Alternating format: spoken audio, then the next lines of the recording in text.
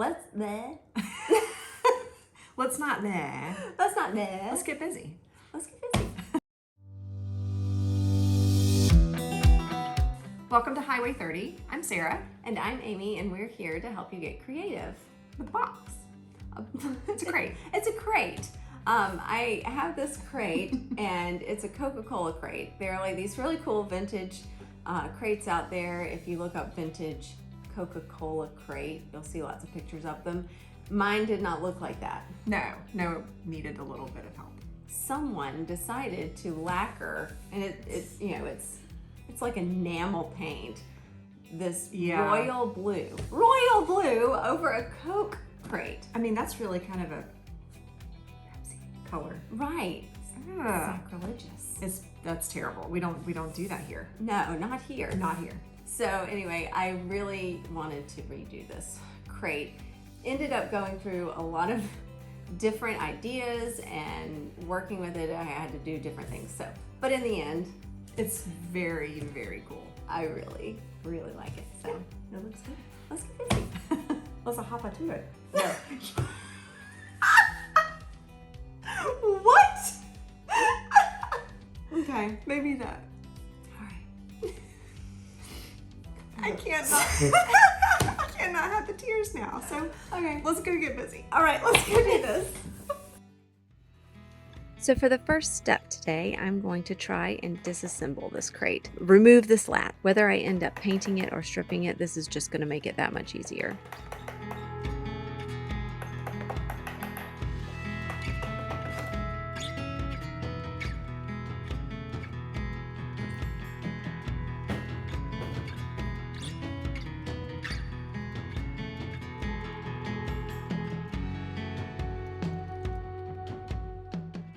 I'm trying really hard, but there's just one problem. And as you'll see, this step has changed from removing the slats to destroying the slats. It happened pretty quickly. These things were stuck in, they just weren't coming out. So I tried really hard.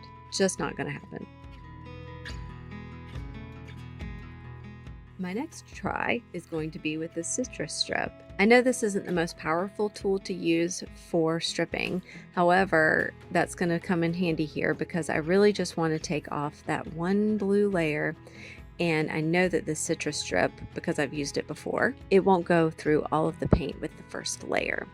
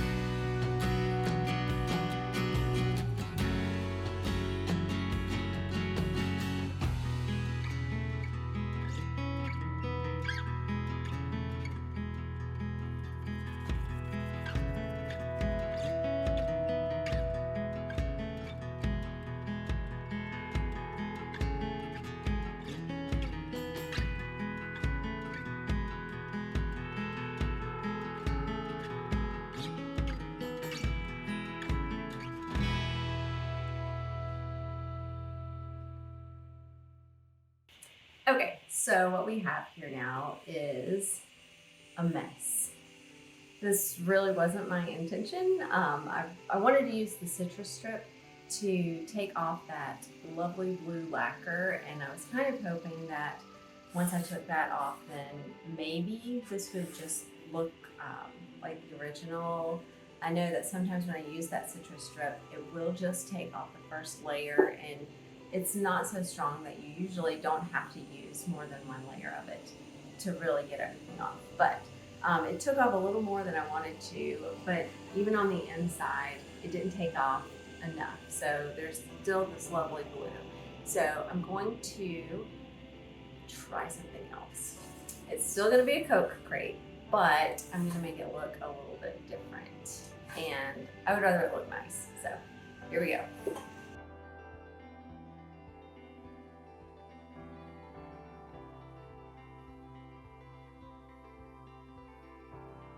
So the new plan is that I am just going to start fresh. I'm going to sand as much of the red and the blue off as I can, and then stain it and recreate it with a stencil of the Coca-Cola logo.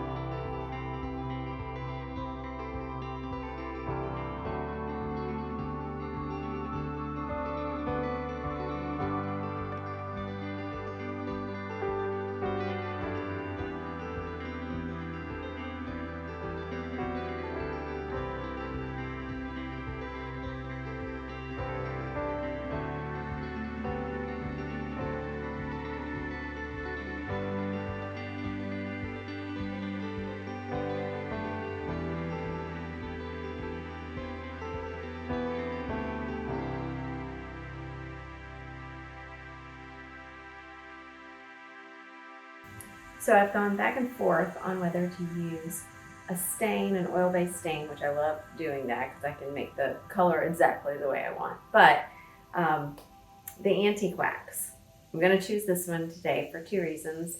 First one, it's basically going to be the color I was going for anyway.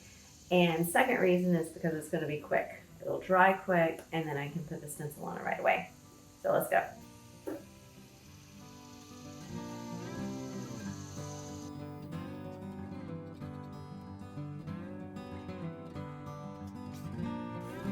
Might be a little bit darker. That's okay.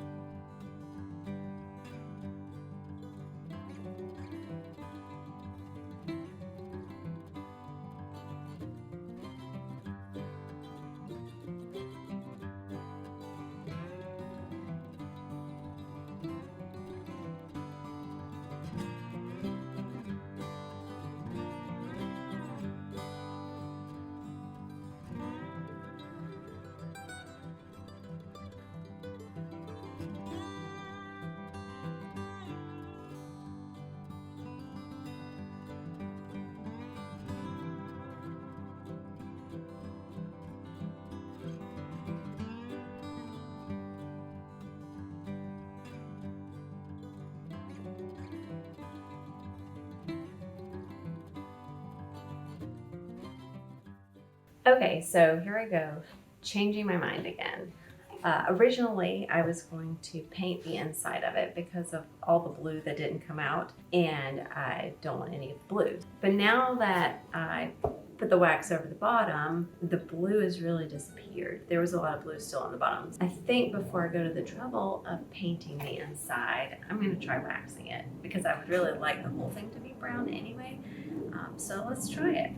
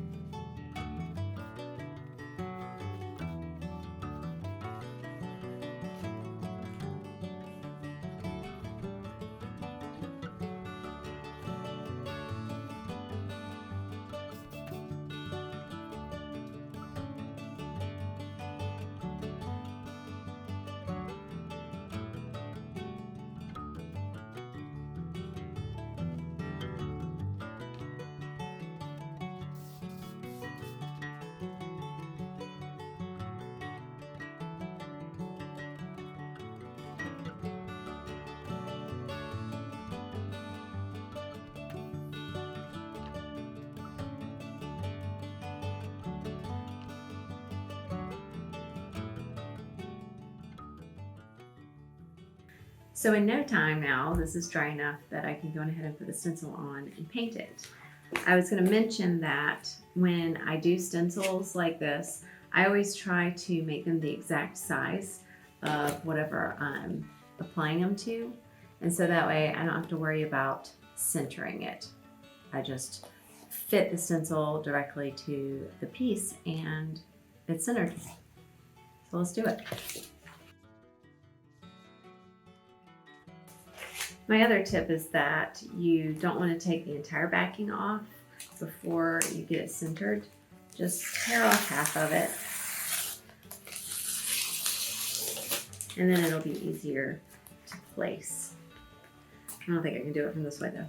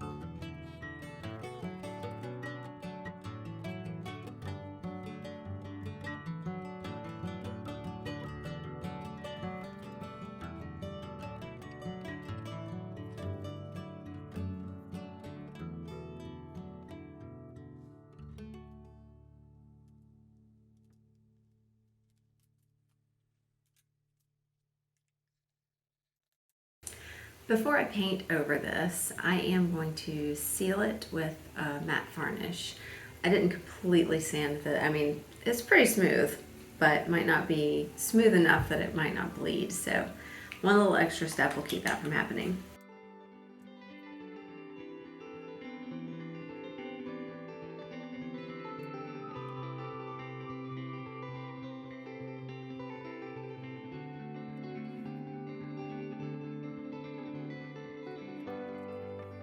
I'm not out of my graphite just yet. I can't tell you how many things I've painted with this, and I still have some left. So I'm gonna use it.